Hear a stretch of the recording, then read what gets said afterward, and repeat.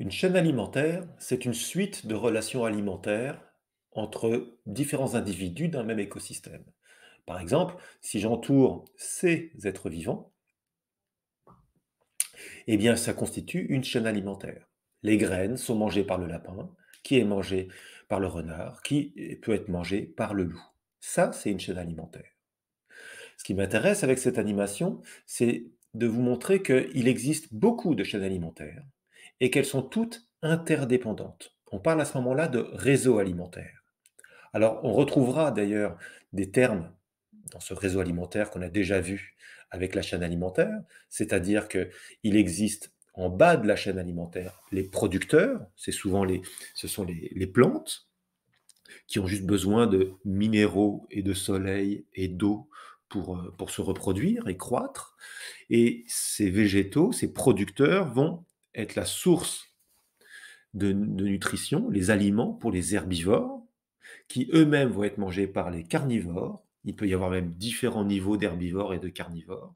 Et tout en haut de la chaîne alimentaire, on parle des grands carnassiers ou des grands prédateurs qui, eux, a priori, n'ont pas de prédateurs. Ça, c'est ce qui caractérise une chaîne alimentaire ou un réseau alimentaire.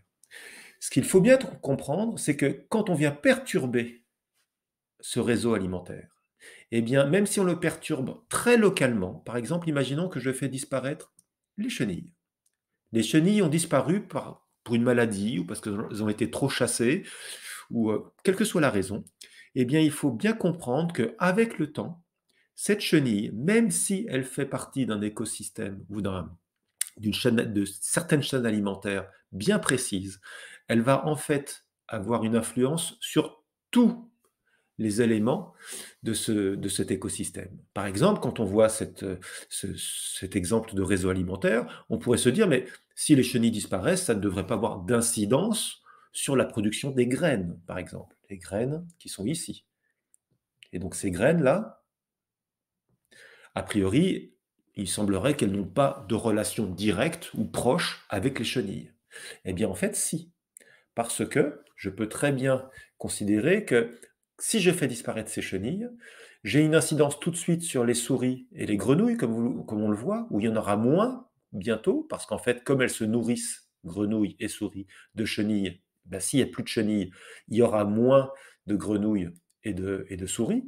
Mais si je clique sur étape suivante pour voir ce qui peut se passer quelques années plus tard, eh bien, s'il y a moins de souris et moins de grenouilles, ben, peut-être qu'aussi il y aura moins de hiboux, parce que le hibou mange les deux. Mais s'il y en a moins, ça va avoir des répercussions sur la population de hiboux. Mais si jamais il y a moins de hiboux, ben à ce moment-là, il y aura plus d'écureuils. Les écureuils que vous voyez ici, il y aura plus d'écureuils puisque ces écureuils sont chassés par les hiboux. Et je viens de dire qu'il y aura moins de hiboux.